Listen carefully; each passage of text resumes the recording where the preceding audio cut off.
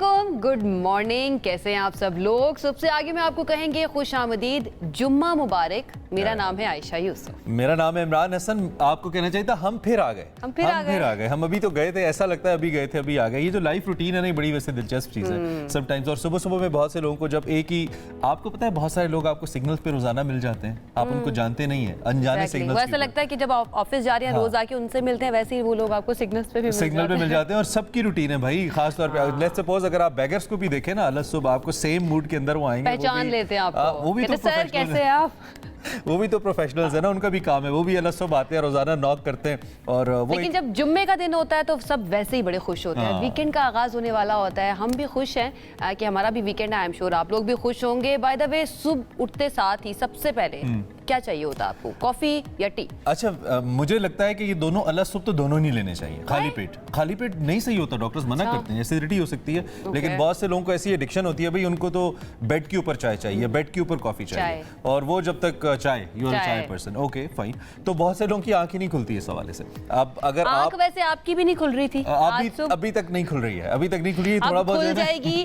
उठ जाएं, जाग जाएं, क्योंकि हमने आगाज कर दिया है, हम लाइव हैं, लोग हमें देख रहे हैं, तो आगाज कर लेते हैं। आगाज तो बिस्मिल्लाह, अंजाम भी हमें नजर आ रहा है। हम क्रिकेट की बात करें, मुल्तान के अंदर टेस्ट मैच हो रहा है। अब जब हम रन डाउन अपना डिस्कस करे थे तो ना चाहते हुए भी मैंने कहा भाई पहले थोड़ी क्रिकेट पे बात करेंगे, क्योंकि क्या करें, हमारी रगों में दौड़ती है। और जो ही ज्यादा दौड़ने लगती है, हमें शौक है डिसअपॉइंट होने का। थोड़ी ज्यादा दौड़ने लगती है तो फिर हमारी टीम कहती है कि नहीं रुको जरा, सब्र करो। बस वो सब्र करा दिया उन्होंने। आज 115 रन चाहिए, सिर्फ 4 विकेटें बाकी है। माशाल्लाह, सारी आंखें, सारी उम्मीदें सलमान अली आगा के नातवां कंधों के ऊपर हैं। इनिंग्स की शिकस्त हो सकती है। गम लग रहा है, दुख लग रहा है, अफसोस लग रहा है। बहरहाल उन्होंने डबल सेंचुरियां, ट्रिपल सेंचुरियां बनाई हैं, वो सब कुछ लग रहा है। बहरहाल ब्रुक जो है, हैरी ब्रुक, उन्होंने ट्रिपल सेंचुरी बनाई है, जबकि जो रूट जो है उन्होंने 265 किया है, 262 किया, यानी कि डबल सेंचुरी उन्होंने कर लिया। तो पाकिस्तान टेस्ट क्रिकेट की तारीख का ये शर्मनाक तरीन रिकॉर्ड। कल हम ये कह रहे थे कि जो पिच है वो बैटिंग के लिए बड़ी साजगार है, जैसे ही पाकिस्तानी बॉलर्स वहां पर आए हैं तो वो नासाजगार हो गई है। फिर उसके बाद चरागों में रोशनी ना रही भाई, ये पता नहीं क्यों होता है। मनाजिर भी आपको दिखा रहे हैं, आप लाइव देख भी रहे हैं। बहुत ही अफसोसनाक परफॉर्मेंस हमारी रही है। पहले तो हमने विकेट को दे दिया कि अच्छा विकेट ही ऐसी, अब कैसे विकेट गिरे। 823 के बावजूद भी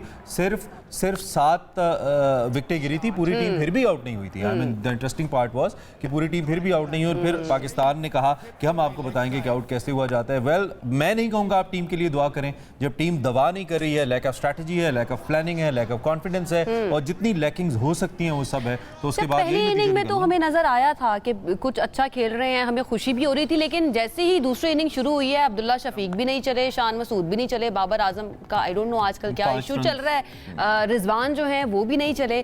तो अब अल्लाह खैर ही करे। सायम अयूब जो है वो भी सिर्फ 25 रन ही बना सके। 25 रन बनाए और उन्होंने बहरहाल एक विकेट जरूर ले लिया। 115 कर लेंगे या नहीं कर लेंगे? मुझे नहीं लगता, नहीं करेंगे। मुझे नहीं लगता। अगर सलमान रेजिस्ट करते हैं, उनको रेजिस्ट करना चाहिए। पूरा दिन है, सूरत हाल मुश्किल है, कोई बारिश का इम्कान भी नहीं है, ऐसा कुछ हो जाए तो आज का दिन जरा आखिर में आ ही जाता है कि अल्लाह करे बारिश हो जाए, अल्लाह करे ऐसा हो जाए, अल्लाह करे वैसा हो जाए। मैं तो आपको शुरू में मैंने कहा था ना, आपकी उम्मीदें वैसी, आप उम्मीदें लगा के बैठे। बहरहाल हमने बड़ी बात कर ली, अभी इसके ऊपर हमें पूरा सेगमेंट भी करना है इमरान, तो थोड़ी सी बातें हम उस टाइम के लिए भी छोड़ देते हैं। आज हम क्या क्या कर रहे हैं वो बता देते हैं अपने नाज़रीन को। एक तो हम डेंगू के बारे में बात करें, इट्स वेरी इंपॉर्टेंट, बहुत ज्यादा फैल रहा है, बहुत बुरी खबरें आ रही हैं। प्लीज एहतियात कीजिए, घरों के पास पानी ना खड़ा होने दीजिए। डेंगू पे डिटेल्स में बात करेंगे। विद दैट, ख्वाबों के हवाले से आज हमने बात करी। ख्वाबों में जो लोग रहते हैं उनके बारे में, या ख्वाबों की ताबीर के बारे में? जो रहते हैं और जो ख्वाबों को देख के कंसर्न होते हैं कि इसकी ताबीर क्या है, तो हम कुछ इस्तारे जो है इससे रिलेटेड उन पे बात। आज इमरान ख्वाबों की ताबीर बताने लगे हैं। आपने जाना कहीं नहीं है, ठीक है, आपने कॉल्स करनी है हमें और आपने ख्वाबों की ताबीर पूछनी है। इमरान ने ये नया इल्म जो है उनके पास आ गया है, तो वो बताना शुरू करेंगे। We will have an expert हो गए, हां, निकाल के लाए आपके लिए एक्सपर्ट। अच्छा जी, उसके बाद हमारे साथ स्कर्दू के तलबा जो हैं उन्होंने एक डॉक्टर रोबोट बनाया है। उन तलबा से आपकी मुलाकात करवाएंगे और ये AI रोबोट जो है वो कितना इफेक्टिव है और इसको हम अपने हॉस्पिटल्स के अंदर इंस्टॉल कर सकते हैं या नहीं कर सकते, इसके ऊपर बात करेंगे। एंड देन फैशन तो हम सब कर लेते हैं, लेकिन स्टाइलिंग जो है ना वो सब नहीं कर पाते। वो सारी गेम है। हमने इन कपड़ों के साथ कौन से जूते पहनने हैं, कौन सी ज्वेलरी यूज करनी है, कौन सी वॉच, कैसे बाल होने चाहिए, इसके ऊपर हम एक्सपर्ट से आपकी मुलाकात कराएंगे। We'll have the stylist of the year, उनसे आपकी मुलाकात करवानी है। So you have to stick around, हमारे साथ रहना। अच्छा, ये सिर्फ हमने आपको चीदा मौजूद बताएं, शो तो पूरा भरा पड़ा। So ये सिर्फ ट्रेलर है, पिक्चर अभी बाकी है। पिक्चर अभी बाकी है। अब एक पिक्चर हमें मौसम की आप बता दें, टेम्परेचर्स को लेकर, और फिर ओवरऑल डिटेल्स आप बताइए, मैं आपको ज्वाइन करता हूँ। डन हो गया जनाब। चलें जी, मौसम के बारे में जरा बता देते हैं। विफाकी दारुल हुकूमत इस्लामाबाद के अंदर मौसम कैसा रहेगा? कम से कम यहाँ पर दर्जा हरारत जो है वो रहेगा 18 और ज़्यादा से ज़्यादा 31 डिग्री सेंटीग्रेड रहेगा। उसके बाद लाहौर की बात करें, यहाँ पर कम से कम रहेगा 22 और ज़्यादा से ज़्यादा 34 डिग्री सेंटीग्रेड। कराची रोशनियों का शहर, यहाँ पर कम से कम 23 और ज़्यादा से ज़्यादा रहेगा 39 डिग्री सेंटीग्रेड। पेशावर दिए चलते हैं आपको, जहाँ पर कम से कम 19 और ज़्यादा से ज़्यादा 35 डिग्री सेंटीग्रेड। और आखिर में कोयटा, जहाँ पर कम से कम रहेगा 9 डिग्री सेंटीग्रेड और ज़्यादा से ज़्यादा 26 डिग्री सेंटीग्रेड। तो बता दिया है हमने क्या मौसम रहेगा। Over to you Imran.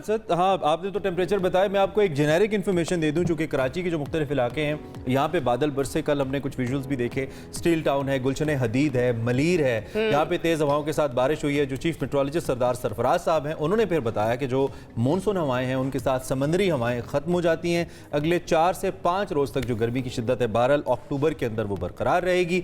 लेकिन उसके साथ साथ अभी जब आप टेम्परेचर बता रही तो मैं टिकट्स देख रहा था महकमे मौसमियात के, उसके मुताबिक दीर सवात वगैरह जो अपर एरियाज है हमारे, वहाँ पे बारिश हो सकती है। बलोचिस्तान में भी कुछ जगहों पे ज़्यादातर मौसम खुश्क है, लेकिन कुछ जगहों में बारिश। मुझे पता है क्या लग रहा है, कराची में बारिश होना, क्योंकि कराची के लोग बड़ा तरसते हैं कि बारिश बड़ी कम होती है, और जब बारिश होती है तो वहाँ पर आपको ना खिले खिले चेहरे नजर आते हैं। पानी तो आता ही है, लेकिन स्टार्ट के अंदर ना लोगों के खिले खिले चेहरे, उसके बाद जो प्रॉब्लम्स आती हैं वो एक अलग चीज़ है। लेकिन कराची में क्योंकि कम बारिश होती है, तो मैं रही भी हूँ, आप भी रहे हैं वहाँ पे, तो आपको पता है। इनका एक कल बड़ा इंटरेस्टिंग सवाल था, कराची की कुछ सड़कें हम दिखा रहे थे, वहाँ पे पानी था, कह रही थी बारिश हुई है यहाँ पे, या as if she doesn't know, I mean, आपको पता है, आप तो बहुत ज्यादा वास्ता पड़ता रहा है, इतना ज्यादा पानी सड़क कराची की बेचारी बह रही है, और हर जगह पे यही हो रहा है। कराची हाइट्स, आपके हौसले को सलाम है कराची हाइट्स, आप फिर भी बर्दाश्त किए जा रहे हैं, मतलब बहुत ही बर्दाश्त करते हैं आप। कब तक करेंगे? अल्लाह करे आपकी मुश्किलात हल हों। और मकामी हुकूमत इफेक्टिव नहीं है ना, बल्दियाती सिस्टम इफेक्टिव हो तो चीजें हों। इसके ऊपर वैसे हम पूरा एक टॉपिक कर सकते हैं, लेकिन हम अपनी जो हमारी रूटीन है उसकी तरफ आ जाते हैं। कर सकते हैं हम ट्रांसमिशन पूरा दिन बैठ के कर सकते हैं। Trust me. बहरहाल हमारी रूटीन ये होती है कि हमने अपने टॉपिक्स पर जाने से पहले कुछ इंटरेस्टिंग न्यूज़ आपके साथ शेयर करते हैं। तो इंटरेस्टिंग न्यूज़ पहली जो है वो कि जनूबी अफ्रीका में जारी कॉमनवेल्थ पावर लिफ्टिंग चैंपियनशिप हुई है, और वहाँ पर क्या हुआ है ये मैं आपको बताऊंगी, लेकिन आप बताएं, आपको एक्सरसाइज करते हुए सबसे ज़्यादा परेशानी किस में होती है? स्क्वाट करते हुए, या बेंच प्रेस करते हुए, या फिर कुछ और करते हुए? मुझे जितनी भी कार्डियो रिलेटेड एक्सरसाइजेज है ना, मुझे वेट, मतलब वो जो जैसे कहते हैं ना कि पावर वाली एक्सरसाइजेज जो भी है weight related, they never like disturb me, but ये वाली जो है ना ये ज्यादा मुझे टफ लगती है। लेकिन अगर कोई शख्स, आपको मैं ये बताऊं कि वेट उठाकर, बहुत ज्यादा वेट उठाकर स्क्वाट करे, बेंच प्रेस करे, तो उसको नू बट कहते हैं। उसको नू बट कहते हैं। शानदार कारकर्दगी का उन्होंने मुजाहरा किया। 3 गोल्ड जीत लिए जनाब, 1 ब्रॉन्ज मेडल जीत लिया है। नू बट ने 120 किलोग्राम कैटेगरी में पावर लिफ्टिंग के नए कॉमनवेल्थ चैंपियन का टाइटल भी हासिल कर लिया है। अनफॉर्चुनेटली ओलंपिक्स में नहीं जा सके थे, गिला भी किया था इन्होंने, वो खैर एक अलग स्टोरी है, लेकिन फिर वक्त इनकी एक और अचीवमेंट, गोल्ड मेडल हासिल करते हुए बेंच प्रेस और स्क्वाट्स में भी शानदार कारकर्दगी इन्होंने दिखाई है। नू गुजरावाला के जी, इनके अब्बा इनके कोच हैं और वो इनकी इंस्पिरेशन है। स्क्वाट कैटेगरी में 370 किलोग्राम का वजन इन्होंने उठाया, गोल्ड मेडल अपने नाम किया, जबकि बेंच प्रेस में उन्होंने 210, सिर्फ 210 किलोग्राम, सिर्फ 210। मेरे से तो नॉर्मली स्क्वाट जो है ना 8-10 में कर लूं ना तो मेरी बस हो जाती है। आप उठा के भी कर ले बंदा तो बड़ी बात होती है भाई, और 210 KG is like huge weight. तो डेडलिफ्ट की जो कैटेगरी है इसमें 280 किलोग्राम वजन उठाकर उन्हें ब्रॉन्ज जीता, और ओपन कैटेगरी में नू ने मजमूई तौर पर 860 केजी वजन उठाकर पीरियड माशाल्लाह 860 केजी। भाई आप तुसी ग्रेट हो, तुसी ग्रेट हो, तो जबरदस्त, माशाल्लाह, we are very proud of you. और इसी तरह पाकिस्तान का नाम जो है ना वो आप रोशन करते रहे। और ऐसे प्लेयर को, ऐसे एथलीट को हमने ओलंपिक्स में नहीं भेजा। इमेजिन, वी कुड हैव, हमें कंफर्म था, बाकी तो चले एक डे होता है प्लेयर का ना, लेकिन वी वर श्योर कि नू अगर जाएंगे तो कुछ ना कुछ लेकर आएंगे मेडल की सूरत में, लेकिन अनफॉर्चुनेट था। नू, हमारी बेस्ट विशेस आपके साथ हैं। दूसरी जानिब आप कुछ बटरफ्लाइज का जिक्र कर लेते हैं। एक और अनफॉर्चुनेट बटरफ्लाइज के अच्छा बारे में दूसरी न्यूज़ है। हमें अब बटरफ्लाइज नजर नहीं आती हैं, कम नजर आती है, बहुत कम नजर आती हैं। यही तो खबर है कि बरतानिया में तितलियों के लिए रवा साल जो है वो अगर कहा जाए डिजास्ट्रस रहा तो ये गलत नहीं होगा। तितलियों की सालाना गिनती करने वाली चैरिटी बटरफ्लाई कंजर्वेशन के मुताबिक इस साल 14 बरसों में सबसे कम तादाद में तितलियां देखी गई हैं। अच्छा, इस खबर की तरफ मैं आती हूँ, लेकिन मुझे ये समझ नहीं आ रही गिनती कैसे है इमरान? हाँ, वैसे maybe there are some scientific system, कुछ ऐसा होगा। मैं तो इस चीज़ पे इतना परेशान हूँ, जब हम बच्चे थे हम पकड़ते थे, यू रिमेंबर, और हमें नज़र आती थी और वो इतनी ज़्यादा होती थी। अब ना हमें कोई तितली नज़र आती है। अच्छा, मैं जिस सेक्टर में रहता हूँ ना, अच्छा खासा खुला डुल्ला सेक्टर है वहाँ पे, मतलब खुला एरिया है। मुझे जुगनू नज़र नहीं आते। जुगनू तो अब कहीं नजर नहीं आते, नापैद होते जा रहे हैं। हमने इन सारी क्या कहना चाहिए, बींग्स के साथ किया क्या है, बीइंग ह्यूमन, कितना जुल्म किया हमने। This is the result of climate. We are the responsible. Human beings जो है वो उसकी वजह है। वैसे बटरफ्लाइज की 20,000 से ज़ायद किस्में आपको बताएं, और इनकी जो सबसे ज़्यादा तादाद है ना वो है, लेकिन जो माहौलियाती तब्दीली है वो इनको हिट कर रही है। और अब पता नहीं हम इसके लिए क्या कर सकते हैं। तितलियों, प्यारी तितलियों, हम आपके लिए पता नहीं क्या कोई अपील कर सकते हैं। वी आर सॉरी, हम सॉरी कर सकते हैं आपके बाय लिए। गॉड, इतनी खूबसूरत चीज़ें हैं, कायनात की खूबसूरती में इजाफा करती हैं और खूबसूरती के लिए जानी जाती हैं, लेकिन ख़त्म हो रही हैं। तो कोशिश कीजिए माहौल को आप बचाइए, फूल उगाइए, ज़्यादा से ज़्यादा फूलों को बचाइए ताकि तितलियां ज़्यादा आएँ और माहौल ज़्यादा ज़मीन अच्छा को लगे। गंदा मत कीजिए। क्लाइमेट चेंज के अंदर ना मजीद आप रीज़न मत बनिए कि ज़्यादा से ज़्यादा तबाही हो। एक और ख़बर है, और वो भी हमारी ये जो एनिमल्स हैं उनसे मुतालिक है कि मधुबाला के बारे में। मधुबाला के बारे में अच्छा, इनके लिए भी हमें सॉरी करना बड़ा ज़रूरी है, वो भी हम कर देते हैं, लेकिन पहले बता देते हैं कि मामला क्या है। अच्छा, इसको मैं फीमेल हाथी कहूँ या हथनी कहूँ? हथनी फाइन। तो हथनी है, इनका नाम है मधुबाला। वो नवंबर में अपनी 2 बहनों से मिलने जा रही है जी। मधुबाला को कराची के सफारी पार्क के चिड़ियाघर में मौजूद जो बहनें हैं, और उनका नाम बड़ा जबरदस्त है, सोनिया और मलिका। अच्छे नहीं रखे जा सकते, सोनिया, मलिका। इतने तो प्यारे नाम है इमरान। इतने प्यारे नाम है, इनका नाम सुनते ही ना पुरानी फिल्मों की हीरोइंस याद आ जाती हैं। हाँ, मधुबाला से तो आती हैं। अच्छा, 15 साल के बाद ये तीनों बहनें जो हैं वो मिलने जा रही हैं और गॉसिप्स करेंगे बैठ के। डेफिनेटली वो बताएंगे हमारे साथ क्या क्या जुल्म भी हुए हैं, क्या क्या बहन मुझे तो वक्त पे खाना नहीं देते कराची के जू वाले। तो कई साल पहले इनको तंजानिया से बुलाया गया था, और जब ये आई थी तो ये 4 बहनें थी। उनमें से एक जो है उनका इंतकाल हो गया है, और 2 जुड़वा बहनें थी, ये नूरजहां और उसके साथ साथ मधुबाला। नूरजहां जो है उनका इंतकाल हो गया। अब जो बाकी 2 बहनें बची हैं, सोनिया और मलिका, उनसे मधुबाला को मिलवाया जाएगा। And I am so happy कि इन लोगों के भी जज्बात। अच्छा, मैं तो ये जू कल्चर के खिलाफ हूँ। मैं तो ये नहीं होने चाहिए, जानवरों को रखना नहीं चाहिए, उनको उनकी अपनी नेचुरल जो एटमॉस्फेयर है उसके साथ रखा जाए ताकि वो सर्वाइव करें और वो अपनी जिंदगी अपने टर्म्स पे जिए, अपने तरीके से जिए। Next we have to go for the dengue now. Do we have to go? अच्छा, हमने थोड़ा स्टॉक एक्सचेंज पे बात करनी है, इकोनॉमी की बात करनी है, बहुत ज़रूरी है। उसकी वजह यह है कि मुसलसल स्टॉक एक्सचेंज, जब से IMF ने हमारा लोन अप्रूव किया है ना, हमारा स्टॉक एक्सचेंज बहुत ज़बरदस्त परफॉर्म कर रहा है। और तारीख रकम होने के बाद गुज़िश्ता दिन कारोबार का थोड़ा सा मनफी रुझान रहा। उसके अंदर जो 100 इंडेक्स था वो 216 पॉइंट्स उसके अंदर कमी हुई, 85,453 पॉइंट्स के ऊपर बहरहाल बंद हुआ। और आपको याद है जब ये 50,000 से ऊपर गया था तो हमने कितनी खुशियां मनाई थी, और अब माशाल्लाह ट्रेडिंग ऑन 85,000। अच्छा, पिछला पूरा वीक जो है ना रिकॉर्ड पे रिकॉर्ड टूटते रहे हैं स्टॉक एक्सचेंज के, और हमने पूरी कोशिश की उसके बारे में बात करने की, लेकिन डेफिनेटली वक्त की कमी के बाइस जो है ना इसके ऊपर हमारी बात नहीं हो पाती थी। 86,000 पॉइंट्स की हद अबूर कर लिया। इससे पहले 87,000 से ऊपर भी तकरीबन गया, और 100 इंडेक्स जो है वो 443 पॉइंट्स के इजाफे के साथ 86,160 की बुलंद तरीन सतह पर पहुंच गया। लेकिन यहाँ पर एक चीज इंपॉर्टेंट है इमरान, क्या ये सिर्फ स्पेकुलेशन की वजह से ऊपर जा रही है? क्या ये लॉन्ग लास्टिंग है? इसमें इस्तेहकाम रहेगा या सिर्फ ये आर्जी तौर पर है? मेरे ख्याल में स्पेकुलेटिव तो होता ही है, इसका जो रुझान होता है।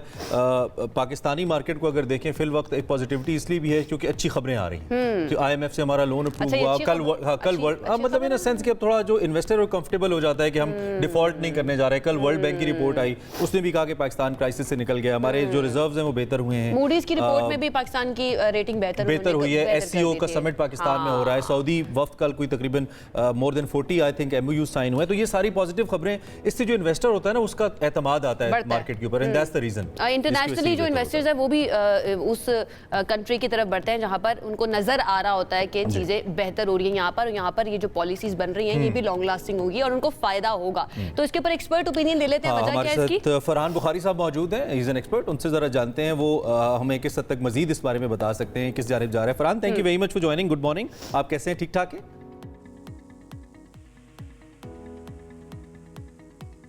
जी, अस्सलाम वालेकुम। मैं बिल्कुल ठीक ठाक हूँ। काश हम तितलियों के ऊपर बात कर सकते हैं, ये मेरा फेवरेट सब्जेक्ट हो सकता था, लेकिन बहरहाल आपका इंटरेस्ट स्टॉक एक्सचेंज। आप अगर कोई कमेंट करना चाहते हैं, you are more than welcome, जरूर आप कीजिए, फिर स्टॉक एक्सचेंज पे भी बात कर सकते हैं, नो डाउट, बहुत अच्छा टॉपिक है भाई।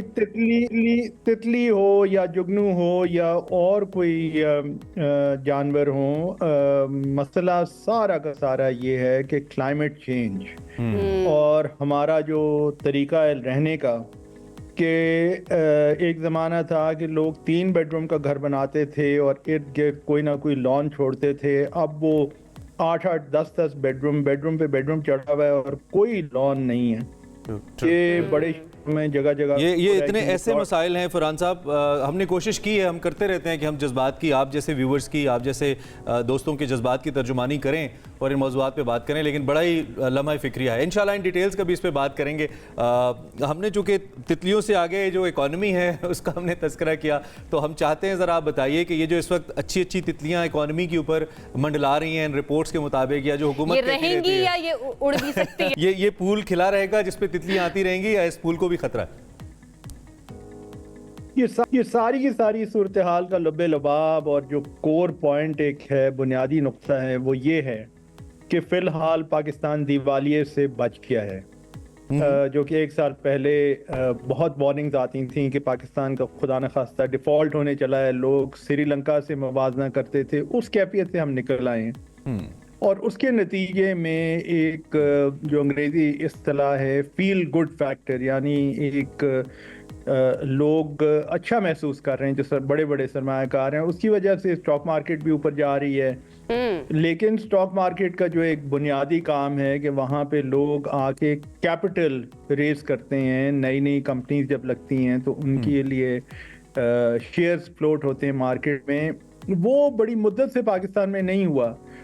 जैसे वो शुरू हो गया और उसकी वजह से मुल्क में सनतें और कारोबार ज़्यादा को नज़र आए और इन शोबों में इजाफा हुआ, तो फिर हम ये कह सकेंगे कि इसके नताइज जो हैं वो देर पा हैं, दूर रास्ते हैं। फिलहाल वो कैफियत नहीं है। फिलहाल वो कैफियत आपको नजर नहीं आ रही, लेकिन जो इन्वेस्टमेंट अभी बाहर से आ रही है, कल पाक सऊदी वो बिजनेस फोरम जो है वो भी हुआ था, कई अरब डॉलर की इन्वेस्टमेंट जो है वो पाकिस्तान में आई है। रेमिटेंसेस बाहर से बहुत ज़्यादा आ रही हैं, रिकॉर्ड रेमिटेंसेस का सुना है कि यूएई, सऊदी और दीगर कंट्रीज जो है वहाँ से आ रही हैं। क्या वो भी एक रीज़न हो सकती है इसके अंदर? बिल्कुल, क्योंकि खबर ये है कि पाकिस्तान खुशकिस्मती से दिवालिये से बच गया है, जो कि बड़ी अच्छी खबर है। तो नतीजतन अब ये सूरत हाल है कि सरमायाकार भी ज़रा अपने आप को बेहतर महसूस कर रहे हैं। ये सऊदी अरब का जो डेलीगेशन आया है और बैरूनी सरमायाकार पाकिस्तान में ख़ासतौर पे स्टॉक मार्केट में आने की तैयारी कर रहे हैं या आ चुके हैं, क्योंकि उन्हें यहाँ पे अपने सरमाए पे मुनाफा नज़र आ रहा है। और बुनियादी तौर पर इसके नतीजे में ही ये पूरी सूरत हाल सामने आ गया और स्टॉक मार्केट खास तौर पे इसका बड़ा मुस्बित एक फरहान साहब, इस सारी सूरत हाल के बावजूद मेरा हमेशा एक कंसर्न रहा है स्टॉक्स को लेकर कि लोग फिर भी इतने कंफर्टेबल नहीं होते, ख़ास तौर पे अगर मैं लोकल इन्वेस्टर की बात करूं। Maybe lack of knowledge है या एक ऐसा तासुर बना दिया गया है, या हमारी मार्केट के अंदर फ्लक्चुएशंस इतनी रही हैं, ज़ाहिर बात है पॉलिसी फ्लक्चुएशन है तो उसका असर फिर मार्केट के ऊपर भी आता है, या कुछ लोगों के हवाले से कहा जाता है जी मैनिपुलेट बहुत करते हैं मार्केट को, ऊपर नीचे करते हैं। तो इस वजह से भी बुनियादी वजह क्या है कि अभी तक एक कॉमन सिटीजन का, जैसे वेस्ट के अंदर होता है स्टॉक्स के अंदर, अमेरिकन का है, यूके के अंदर, इवन अब इंडियंस का है, उस तरह पाकिस्तान के अंदर ये कल्चर नहीं है स्टॉक्स के अंदर जाने का, लोग अब भी घबराते हैं। इसकी बेसिक रीजन क्या देखते हैं आप? वो उसकी वजह ये है कि एक महदूद सा तबका है और महदूद सी तादाद है लोग की जिनका स्टॉक मार्केट पे तो मुकम्मल समझिए कि गिरफ्त है। और आम लोगों को तो अभी तक स्टॉक मार्केट से रसाई नहीं हुई। एक ज़माना था जबकि इसकी उम्मीद बढ़ चली थी, ख़ासतौर पे जब PTCL के शेयर्स मार्केट में कई साल पहले हुए थे, इसी और कंपनीज के शेयर्स आए थे, तो आप लोगों ने कुछ दिलचस्पी लेनी शुरू की थी। अब गुज़श्ता चंद सालों के माशी हालात रहे हैं, नतीजे में आपकी जो मिडिल क्लास है वो तो अब बहुत ज़्यादा प्रेशर में है। लोगों के लिए प्रायोरिटी इस वक्त पहुंच वो उस मकाम पे नहीं है कि स्टॉक मार्केट में सरमायाकारी करें। वो तो उनकी ज़्यादा पहुंच अगर है दूसरे मामलात पे है, अपने घर की खुराक, अगर कोई सेहत का मामला है, वो बच्चों बेसिक की तालीम, नेसेसिटीज के ऊपर उनका ज्यादा फोकस रहता है। फरहान साहब, आखिरी सवाल मैं आपसे ये करूंगी, अभी जो हम थोड़ी सी पॉजिटिविटी देख रहे हैं या पाकिस्तान डिफॉल्ट होने से बच गया है, गवर्नमेंट क्रेडिट ले रही है इसका, वाकई में गवर्नमेंट की जो इस वक्त मौशी पॉलिसियां हैं वो इसका रीजन है या कोई और वजह आप देख रहे हैं? ये IMF प्रोग्राम के साथ साथ ये एक मुस्बत रुझान शुरू हुआ है। सही। और ये मैं हमेशा एक कहा करता हूँ ऐसे मौके पे कि ये तो शुरुआत है, ये तो पहला कदम है।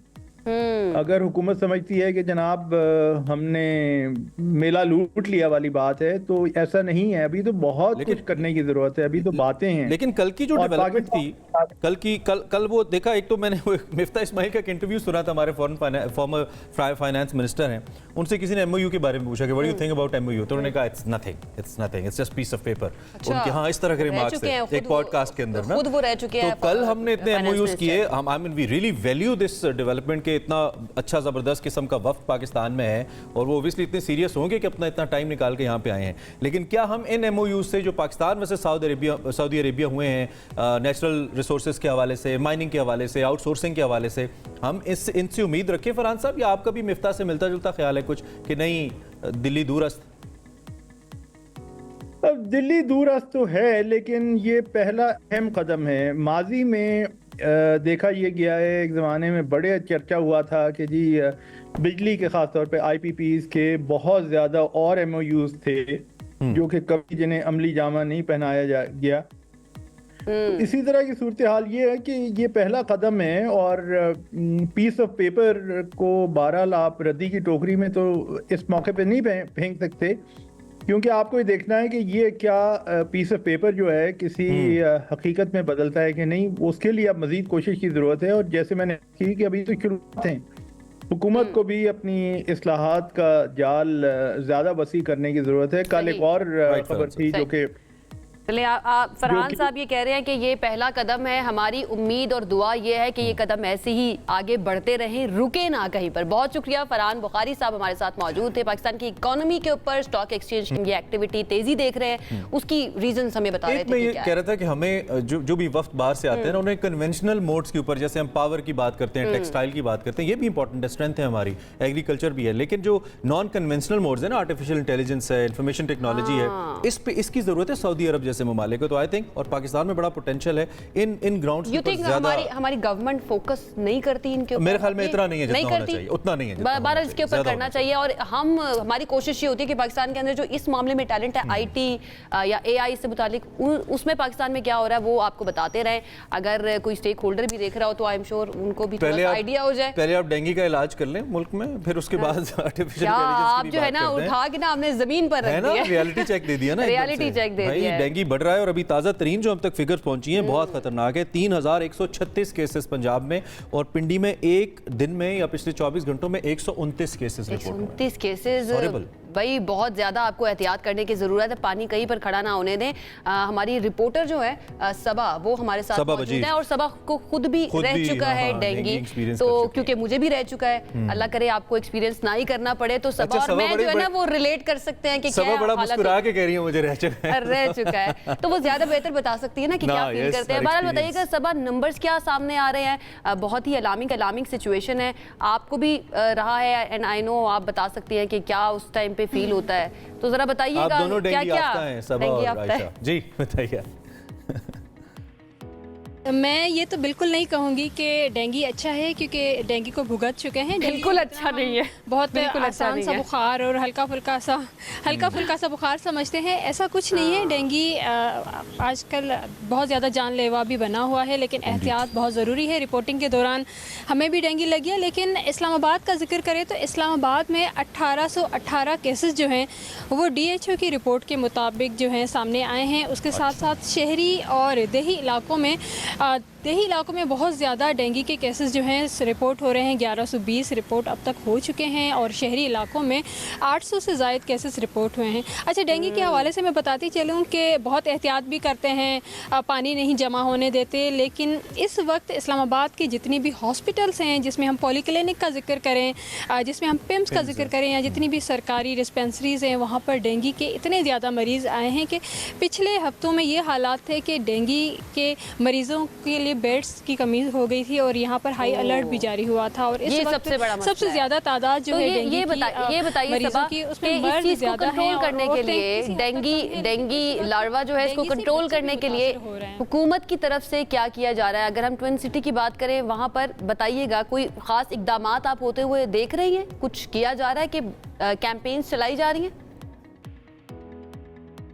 डेंगू के हवाले से इस्लामाबाद में कैंपेन तो चलाई गई हैं, लेकिन जितना पिछले सालों में हुआ था या पिछली हुकूमतें में हुआ था, इस साल ऐसा कुछ भी नहीं है। कई ऐसे सेक्टर्स हैं जिसके एक एक घर में 2-2, 3-3 डेंगू के मरीज़ मौजूद हैं, लेकिन वहाँ पर स्प्रे का नामो निशान नहीं किया गया और बहुत ज़्यादा बुरे हालात हैं। लेकिन हमारे पास जो रिपोर्ट्स आ रही हैं, लेकिन उस रिपोर्ट से हट के अगर हॉस्पिटल का विज़िट करते हैं तो उन रिपोर्ट्स में जो हमें मरीज़ दिखाए गए हैं वो कम हैं और हॉस्पिटल्स जो हैं वो डेंगू से भरी हुई हैं। और अगर रावलपिंडी का जिक्र करें तो 2000 मरीज़ जो हैं अब तक रावलपिंडी में रजिस्टर्ड हो चुके हैं और पिछले 24 घंटों में 130 पेशेंट जो हैं वो नए आए हैं। और इस्लामाबाद का जिक्र करें तो 24 घंटे में 65 मरीज़ जो हैं वो डेंगू के नए आए हैं। और दिन ब दिन ये डेंगू जो है बारिश होने के बावजूद भी कम होने के बजाय बढ़ता ही जा रहा है। इस्लामाबाद में कि जितनी भी अस्पतालें हैं, सबसे बड़ी अस्पताल पिम्स में कोई सहूलत नहीं है, कोई उनके लिए कोई वार्ड जो है मुख्तस नहीं किया गया और डेंगू के मरीज और आम मरीज एक साथ ही पड़े हुए हैं, तो बहुत बुरे हालात हैं हॉस्पिटल्स के। ठीक है, thank you for telling us. और दूसरा, आप अभी भी पौधों के पास खड़ी हैं तो ये डेंगू दोबारा आता है, it's more dangerous, be safe everyone. जितने भी लोग हैं, एक तो भाई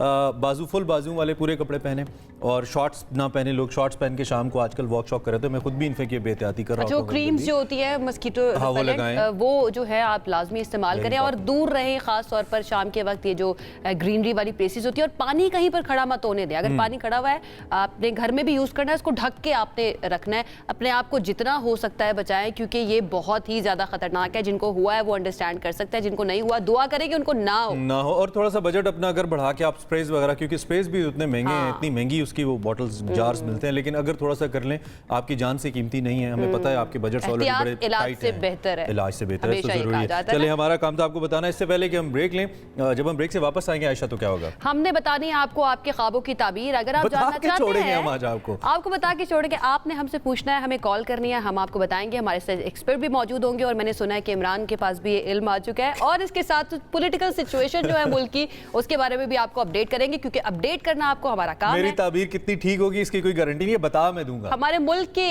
क्या ताबीर होने वाली है आगे जाके, हमारे मुल्क का फ्यूचर क्या होने वाला है, इसके बारे में भी बात करें। ब्रेक लेते हैं, कहीं आपने जाना नहीं है, स्टे विद अस।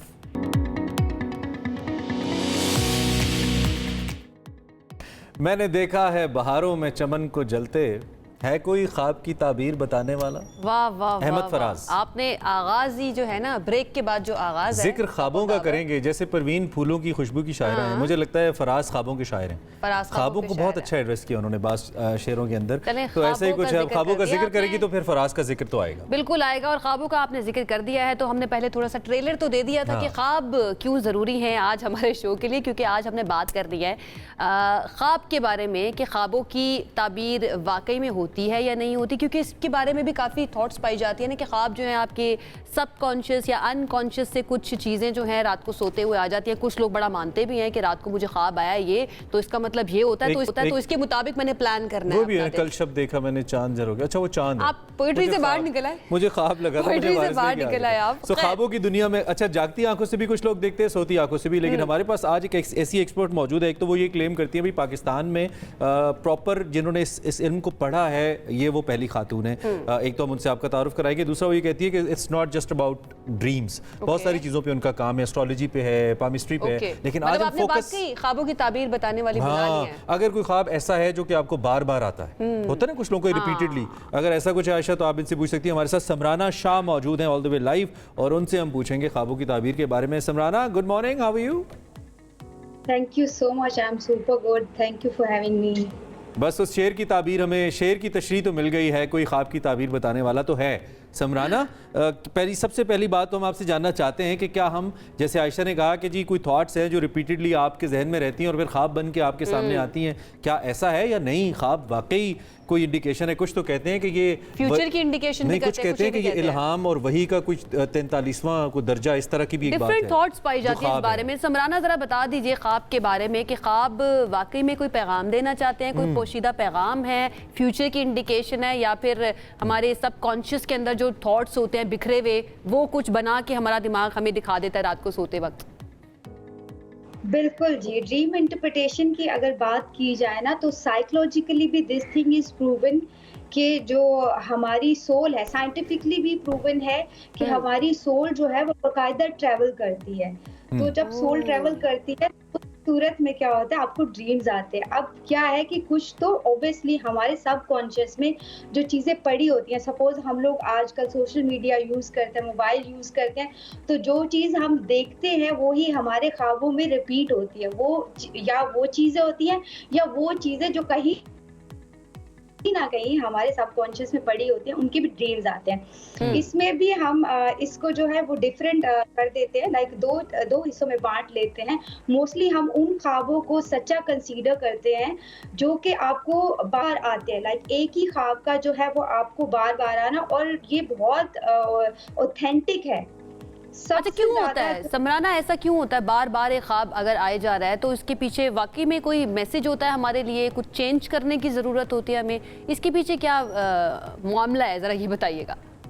जी बिल्कुल, ये तो आप अगर हमारे मजहब की पर्सपेक्टिव से भी देखें तो हज़रत यूसुफ अलैहि लाइव कॉलर है हमारे साथ। हाँ समराना, जो कि हम नंबर डिस्प्ले कर रहे हैं, हमारे सवाल तो होते ही रहते हैं, हमारा तो काम ही है। हम चाहते हैं जरा लोग भी कुछ सवाल कर लें। जरा क्विकली सबा हमारे साथ हैं, उनका क्वेश्चन ले लेते हैं और वो क्वेश्चन आपसे पूछ लेते हैं ख्वाब को लेकर। सबा वेलकम, आपको आवाज आ रही है?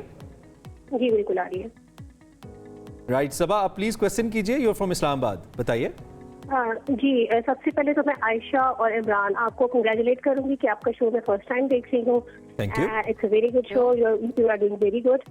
और मैं क्वेश्चन ये पूछना चाहूंगी कि my mother is a bit ill, और वो काफी अरसे से बीमार है। तो मैं अक्सर उनको ख्वाब में देखती हूँ कि कभी वो अंधेरों में चल रही है और कभी मैं देखती हूँ कि वो जैतून के दरख्त से जो है वो जैतून तोड़ रही है। कभी मैं उनके लिए पेंटिंग्स बनाती हूँ पहाड़ों वाली। तो मुझे थोड़ा सा प्लीज कर सकती हैं कि why am I seeing this dreams? या ठीक है सबा, हम पूछ लेते हैं। सवाल आ गया आपका हम समराना से क्वेश्चन मिल गया आपको समराना? जी बिल्कुल, मैं क्वेश्चन भी मिल गया, अंडरस्टैंड भी कर लिया। बहुत अच्छा आपका ख्वाब है, जिसे हम कहते हैं ना कि नेमत से रिलेट करते हैं। तो एक तो आपकी अम्मी पे खास किस्म की ब्लेसिंग है अल्लाह ताला पे, और आप पे भी जो है वो खास किस्म की ब्लेसिंग है, तो इसमें परेशान होने की कोई ज़रूरत नहीं है। और ये है कि उनकी सेहत याबी या रिकवरी को भी ये इंडिकेट करता है, और जैसे कोई ख्वाहिश होने का जो है वो भी बिल्कुल क्लियर इंडिकेशन है। अच्छा, मतलब इट्स पॉजिटिव साइन है, जबरदस्त सबा, इट्स पॉजिटिव। अगर आप अच्छा समराना, एक ये भी चीज़ होती है। अच्छा, उससे पहले मैं सवाल करूं, निसार की साहब हैं, उनकी लाइव कॉल आ गई बलोचिस्तान से, उनसे बात करते हैं। बलोचिस्तान तक में देखा जा रहा है। जी निसार भाई। निसार वेलकम, सबसे पहले तो गुड मॉर्निंग, कैसे हैं आप? खैर मैडम, अल्हम्दुलिल्लाह। आप सुनाए ठीक ठाक है? अल्हम्दुलिल्लाह। बताइएगा, आपका सवाल समराना सुन रही हैं। जी मैडम, मेरा ये सवाल है कि मुझे अजीब किस्म के ख्वाब आते हैं, मतलब मरे हुए लोग, ज्यादा सांप वगैरह ये देखता हूँ ख्वाब में। ओके निसार भाई, क्या देखते रहते हैं? वीडियोस अच्छी हॉरर वीडियोस तो नहीं देखते आप ज्यादा? खौफनाक फिल्में? जी नहीं, इन चीज का मैं शौक नहीं रखता हूँ। अच्छा, वैसे ही आते हैं आप आपकी सवाल का जवाब पूछते हैं जरा समराना से। आपका शुक्रिया, आपने फोन किया। समराना, इनको डरावने ख्वाब आते हैं? जी, डरावने ख्वाब आते हैं, और जैसे इन्होंने कहा कि सांप आते हैं मेरे ख्वाब में और मरे हुए लोग मेरे ख्वाब में आते हैं, तो इसकी जो इंटरप्रिटेशन है वो कुछ ज्यादा अच्छी नहीं है। जैसे होता है कि आपको शायद हासिदीन की या दुश्मनों की जो नजर है वो बहुत ज्यादा आप पे है, और आपको के रहना चाहिए। बद नजर का इंडिकेशन है। सांप को देखना जो है वो बहुत छुपा हुआ जो दुश्मन है उसकी इंडिकेशन है, तो केयरफुल इस बारे में रहें। अच्छा, इन्होंने सवाल कर दिया निसार ने, वरना मैंने ये पूछना था कि समटाइम्स होता है ना कि सांप हो गया आपको ख्वाब में आ रहा है, या कुछ लोग कहते हैं कि कुत्ता भी अगर आपको ख्वाब में आ रहा है तो उसका मतलब होता है कि दुश्मन। तो वाकई में ऐसा ही है कि कुछ ख्वाब जो है उनका पता होता है नॉर्मली सबको। अच्छा, हमें एक और ख्वाब आता है, हमें तो ख्वाब में हर दूसरे दिन कुत्ता काटना होता है। कितने दुश्मन है हमारे तो ख्वाब में काट ले, वैसे ना काटे कुत्ता। बहरहाल सबराना, ये मैं जानना चाहूंगी, समटाइम्स ऐसा भी होता है ना कि आप सो रहे हैं और एकदम से सोते सोते आपको फील होता है कि आप गिरे हैं ऊंचाई से और एकदम से आपकी आंख खुल जाती है। इस ख्वाब का क्या ये मतलब बहुत लोगों के साथ होता है हाँ। वैसे। जी, बेसिकली ये ख्वाब जो ऊंचाई से गिरना है, इसका इंटरप्रिटेशन ये बनता है कि कुछ जो है मींस डीफेम होना या फिर जो है आपकी तरक्की में जो है वो कमी आना, ये इस तरफ इंडिकेट करता है, क्लियर इंडिकेट करता है। तो आपको अगर इस तरह के ख्वाब सपोज आपको नींद में आते भी हैं तो उठ के जो है वो आप अस्तगफार, ला हौला वला कुव्वत इल्ला बिल्लाह और तीसरा कलमा अगर पढ़ लिया जाए फौरी तो क्या है, उसकी नेगेटिविटी जो है, वो ख्वाब की नेगेटिव एनर्जीज वो इमीडिएटली रिमूव हो जाती हैं। ठीक है, ये किसी भी ख्वाब के लिए, सिर्फ गिरने के ख्वाब के लिए? जी, गिरने के ख्वाब के लिए और कोई भी अगर आपको नेगेटिव ख्वाब आता अच्छा है। समराना, कुछ हम सभी के साथ ये होता है, जो हमारे प्यारे दोस्त, अहबाब, रिश्तेदार, वालिदैन भी अगर उसमें शामिल हों, दुनिया में ना हो, तो हमें ख्वाब में आते हैं। कुछ लोगों को बहुत ज़्यादा आते हैं, कुछ लोगों को कभी कभी आते हैं। इस देर यानी, क्योंकि बहुत सारे लोग कहते हैं कि फ़लाँ साहब ख्वाब में आए और जैसे आपके वालिद साहब ख्वाब में आए, उन्होंने ये नसीहत की आपके लिए, उन्होंने कहा मेरी फ़लाँ बंदे को मेरे पैसे दे देना। ऐसे वाक़यात हम सुनते रहते हैं। इनकी कोई हकीकत है इसके अंदर? इसके बारे में क्या आपकी रीडिंग्स क्या कहती हैं, ये जो मरे हुए लोग ख्वाब में आते हैं? Very true. ये तो मैंने आपको बताया कि सोल बाकायदा ट्रेवल करती है और इसके बारे में तो बड़ा एक वास्ट है, अभी इसको एक्सप्लेन करना थोड़ा मुश्किल हो जाएगा। बट ये है कि बाकायदा हमारी जो रूह है वो आलम बरज़ख में जाके जो हमारे प्यारे हैं, इस दुनिया में नहीं है, उनसे मिल के आती है। और वो भी अल्लाह ताला की तरफ से चंद लोगों को अलाउ होता है कि किससे आप सपोज देखें, कभी ऐसा होता है लोग गिला शिकवा कर रहे होते हैं, जी हमारी अम्मी तो ख्वाब में नहीं आ रही, अब्बू, बट खाला हमारी ख्वाब में आ रही है, हमारे चाचू ख्वाब में आ रहे हैं। तो ये एक बड़ा जो है कॉमन क्वेश्चन है और बिल्कुल ये मैसेज लेके जाते हैं। अच्छा, एक चीज समराना, हमारे साथ लाइव कॉलर आ गया, जिक्रिया गुजरावाला से, उनका क्वेश्चन भी ले लेते हैं। जिक्रिया, वेलकम, गुड मॉर्निंग, बताइएगा क्या सवाल है आपका? क्या ख्वाब देख बैठे आप जिक्रिया भाई? मेरा ये, सबसे पहले तो अस्सलाम वालेकुम। वालेकुम सलाम। मैम, मेरा ये सवाल है कि मुझे ना आए दिन बहुत से ज्यादा डरावने ख्वाब आते हैं। कभी मेरे ख्वाब में सांप आते हैं, कभी मेरे ख्वाब में कोई छिपकलियां आती हैं, लिजर्ड्स वगैरह आती हैं और बहुत अजीब किस्म के सवालात आते हैं। अच्छा ज़किया, ये पहले भी सवाल आया था, इसका जवाब समराना ने दिया था कि नेगेटिविटी है। एक तो ये कि कुछ जिक्र अस्कार बताएं इन्होंने, वो कर लें, तीसरा कलमा भी बताया, और दूसरा ये कि नेगेटिव एलिमेंट्स की निशानी है। इस पे थोड़ा सा काम करने इसकी रेमेडी पूछ लेते हैं कि क्या कर लेना चाहिए। समराना, इसके लिए करना क्या चाहिए अगर इस तरह के ख्वाब बहुत ज्यादा आ रहे हैं? आपने बताया कि क्या क्या। अच्छा, एक और असलम भाई आ गए, चलिए असलम को नया ख्वाब। असलम भाई, असलम जी, असलम भाई फ्रॉम कोयटा, प्लीज बताइए सर, क्या सवाल है आपका, क्या ख्वाब देखा आपने? सवाल ये है मेरा कि मैं ख्वाब में देखता हूँ, कभी सहरा में घूम रहा हूँ, कभी ऐसे इलाके, पहाड़ी इलाके जैसे घूम रहा हूँ मैं। तो अच्छा, इसके बारे में पूछना चाह रहा हूँ मैं। आपको घूमना नजर आता है, सहरा नजर आता है, पहाड़ नजर आता है? समराना, सहरा और पहाड़ क्यों नजर आते हैं असलम साहब को आपके ख्याल में?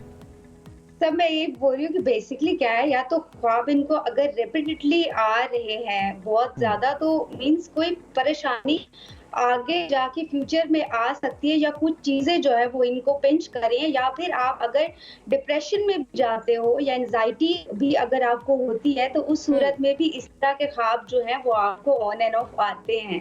तो ये क्या करें, ऐसा कुछ कर सकते हैं कि इनको ऐसे ख्वाब ना आए? जी बिल्कुल, या तो ये उससे रेलिवेंट कुछ चीजें देख रहे हैं या पास्ट में देख चुके हैं, या फिर बहुत ज्यादा देखते होंगे, तो उस सूरत में भी ये ख्वाब आते हैं। अगर सपोज नहीं देखते तो फिर वही है कि हमारे पास सबसे एक जबरदस्त रेमेडी है कि हर नेगेटिव चीज को जो है वो सूरह कौसर और तीसरा कलमा, ये बहुत अच्छा, एक बड़ा इंपॉर्टेंट सवाल है समराना इसको लेकर, अब क्योंकि बेसिकली बहुत सारी चीज़ों के अंदर जो साइंस है वो कॉन्फ्लिक्ट करती है हमारी रिलीजियस थॉट्स को। मैं थॉट्स की बात करूं, बिलीफ्स की बात नहीं कर रहा, वो उसके साथ थोड़ा सा वो डिफरेंट वे में जाती है, उसकी एक अपनी डेफिनेशन है। तो आप ख्वाबों को रीड करने के हवाले से जो बात कर रही हैं, इसकी बेसिस हम साइंटिफिक समझें या रिलीजियस समझें? उनकी टीचिंग्स के मुताबिक आप इसको रीड कर रही हैं, आपका नॉलेज बेस किस पे कर रहा है ज़्यादा? तो बेसिकली ये दोनों तरह से ही, मैं तो पहले बोला आपको कि रिलीजियसली भी सबसे हमें ना रिलीजियस हमारा केमिस्ट्री को मानता है, ना रिलीजियस जो है वो एस्ट्रोलॉजी को मानता है। रिलीजियस ऑथेंटिकली जिस चीज को मानता है वो ड्रीम इंटरप्रिटेशन है। तो ये जरूर कोई ना कोई जो है वो मैसेज होता है हमारी वाली लाइफ का या हमारी जो है चीजों का, बहुत क्लियर जो है ये। आपके लिए इतना इंटरेस्टिंग सवाल आ गया। समराना, हमारे साथ एक लाइव कॉलर मौजूद है अरसलान लाहौर से। जरा उनसे उनका मसला पूछ लेते हैं, उनको कौन सा ख्वाब आ गया है। बहुत ज्यादा ख्वाब आ रहे हैं, बिल्कुल भी नहीं आ रहे, ये भी मसला है या नहीं? अरसलान बताइएगा। जी अस्सलाम वालेकुम। वालेकुम जी, मैं वैसे ही बैठा हुआ था, अभी टीवी ऑन किया, चाहेगा कब सा ख्वाबों का सुन रहा था। मैंने कहा यार मैं भी अपना क्वेश्चन पूछूं, तो अगर किसी को ख्वाब आए ना तो वो कैसा है, या वो भूल जाए, मतलब वो पाकिस्तानी रहेगा, वो वीजा ही नहीं अप्लाई करेगा। समराना, ख्वाब आ ही नहीं रहे। अरसलान साहब का मसला बड़ा दिलचस्प है, कहते हैं मुझे ख्वाब ही नहीं आते। अच्छा, होते हैं बड़े लोग ऐसे जो कहते हैं हमें ख्वाब नहीं आते। समराना, इसका क्या रीजन है? इंटरेस्टिंग। ये तो अरसलान बड़ी अच्छी बात है कि ख्वाब नहीं आते, मींस के आप जो है वो थोड़ा दिमाग का यूज थोड़ा करते हैं। बेसिकली जो लोगों का सेंस ऑफ ह्यूमर जो होता है बहुत स्ट्रॉन्ग होता है, उनको सम टाइम तो पहले ही जो है इंडिकेशन मिल जाती है, या फिर सम टाइम लोग ये भी कहते हैं ना कि हमें तो लगा कि ये हमने पहले भी किया है, हमें तो लगा ये इस चीज से हम पहले डेजा वू। हाँ, exactly, this is the correct word. तो जो लोग का सेंस ऑफ ह्यूमर बहुत अच्छा होता है, बेसिकली प्रेडिक्शंस या ख्वाब जो है स्ट्रांगली उनको आते हैं। जो लोग थोड़े केयरलेस होते हैं और दिमाग पे प्रेशर नहीं डालते, मोस्टली उनको ख्वाब नहीं आते। अरसलान भाई, आप मेरी तरह हैं, you don't take care of things, थोड़े केयरलेस हैं आप, तो इस तरह से ख्वाब नहीं आते। ख्वाबों की दुनिया से बाहर निकल आए, रियलिटी में आ जाए। तो समराना, लास्ट क्वेश्चन मैं आपसे ये पूछना चाहूंगी कि कुछ लोग ऐसे भी होते हैं, क्योंकि मेरे साथ भी समटाइम्स ऐसे होता है कि ख्वाब रात को देखा है, पता है कि ख्वाब देखा है, लेकिन आप भूल जाते हैं कि क्या ख्वाब देखा है। फिर 2 दिन बाद, 3 दिन बाद जो है ना, अचानक से आपको बैठे बैठे याद आता है कि ओ मैंने ये ख्वाब देखा था। ये इसके पीछे भी कोई रीजन है या ये नॉर्मल है, इसमें कोई मसला नहीं है? अच्छा जी, पहली बात तो ये कि किसी क्वालिफाइड जो है वो कंसल्टेंट से प्लीज अपना जो ड्रीम इंटरप्रिटेशन है वो ले, क्योंकि आपको अगर कोई अननोन बंदा जो ताबीर दे देते हैं ना, तो मोस्टली क्या होता है आपका ब्रेन उसी तरह से जो है वो रिएक्ट करना शुरू कर देता है, और जो नेगेटिव फोर्सेस हैं, पॉजिटिव फोर्सेस हैं, वो बड़ी एक्टिव हो जाती हैं इस सिलसिले में। तो क्या है, अगर आप भूल जाते तो ठीक है, लेट गो कर दे, और अगर आपको याद आ गया है तो भी आप वही छोटी मोटी रेमेडीज बताई हैं उनको फॉलो कर ले तो बेहतर है, ये अच्छा है। ठीक है, ठीक है Samrana, thank you very much, बहुत शुक्रिया। Do you have a question? एक आखिरी सवाल मैं पूछना चाह रही हूँ समराना से। समराना, ये भी कहा जाता है कि अपने ख्वाब जो है ना वो किसी को बताने नहीं चाहिए। अगर आपने बताया, उसने जो बोल दिया उसकी ताबीर वही हो जाएगी। क्या वाकई में ऐसा है? मतलब मुझे इमरान को नहीं बताना मैंने रात को ख्वाब में क्या देखा है। ट्रू, बिल्कुल। अभी मैंने ये बोला, प्लीज आप ना तो खुद से ताबीर देखें, लोग क्या करते हैं गूगल पे जाके, यूट्यूब पे जाके करते हैं। मैंने इसलिए बोला कि आप किसी क्वालिफाइड जो है वो कंसल्टेंट, उसके पास जाएं, उसको अपनी ताबीर दे, ताकि वो आपको अच्छे से जो है वो गाइड कर सके और नेगेटिव या पॉजिटिव फोर्सेस जो हैं वो आपसे दूर रह सके। समराना, बहुत शुक्रिया आपका, बड़ा मजा आया आपसे बात करके। और मैंने आज के बाद ना आपको नहीं बताना कि रात को मैंने ख्वाब में ये अच्छा, वैसे आपको बताऊं, आप नहीं बताना चाहिए, अच्छा बताने में हर्ज नहीं होती। बुरा ख्वाब आए कहते हैं वो नहीं बताइए, ये इस्लामिक के लिए भी है। हाँ नहीं, वैसे इस्लामिक के लिए भी है कि अगर आपको बुरा ख्वाब आए ना वो आप ना बताएं, अच्छा ख्वाब आप शेयर कर सकते हैं। लेकिन भाई ये सारे मौजूआत करने का ये मकसद नहीं होता कि आप जिंदगी को इसी ट्रैक पे लेकर चलें। जिंदगी अमल से बनती है, अमल से जिंदगी बनती है। ख्वाबों की दुनिया में रहने से नहीं बनेगी। आप ख्वाबों के लिए आपको उठना पड़ेगा, सुबह जागना पड़ेगा, उसके लिए आपको बाहर निकलना पड़ेगा, मेहनत करनी पड़ेगी। जैसे कि सुबह के वक्त आपने देखा था इमरान कह रहे थे मेरी आंखें नहीं खुल रही है, मैंने कहा नहीं कोई मसला नहीं है, अभी जैसे ही कट होना है ना, इमरान की आवाज जो है ना वो ऐसी चहचहाती हुई निकलनी है। तो यही आपका काम है, प्रैक्टिकली आपको जिंदगी में काम करना है। और इन चीजों के ऊपर इनके अंदर इंडिकेशंस बहुत है, नेचर के एक सर्टेन सिस्टम्स हैं और उसके ऊपर अमल होना चाहिए। इसलिए हम कोशिश करते हैं जरा पढ़े लिखे लोग लेकर आए, गाइडेंस ले सकते हैं, जो अच्छी बात करें, जो पढ़ी लिखी बात करें। तो हम ये करते रहेंगे इंशाल्लाह, सिर्फ आपकी गाइडलाइन के लिए और लाइव को। अरसलान का क्वेश्चन सबसे अच्छा था, कहते हैं मुझे ख्वाब ही नहीं आते हैं। क्या बात है। एक ब्रेक ले लेते हैं, ब्रेक से वापस आएंगे। आपने कहीं जाना नहीं है और भी बहुत सारे मेहमान हैं हमारे साथ जिनसे आपकी मुलाकात हमने करवानी है। Stay with us. Welcome back once again. अब हमने बात करनी है बच्चों के बारे में कि बच्चे जो हैं उनको हमने वेल बिहेव्ड कैसे बनाना है, इस बारे में क्या क्या मिस इन्फॉर्मेशन पाई जाती है, या जो पेरेंट्स के बिहेवियर हैं वो किस तरह के होने चाहिए, या जो होते हैं वो ठीक है या नहीं है, इन सारी चीज़ों के ऊपर हमने बात करनी है। तो वालिदैन के लिए ये एक निहायत अहम और जिम्मेदारी से भरा हुआ काम है। तमाम वालिदैन ये चाहते हैं कि उनके बच्चे कामयाब इंसान भी बने, कॉम्पिटेंट भी बने, कॉन्फिडेंट भी बने, उनकी अच्छी तरबियत भी करना चाहते हैं।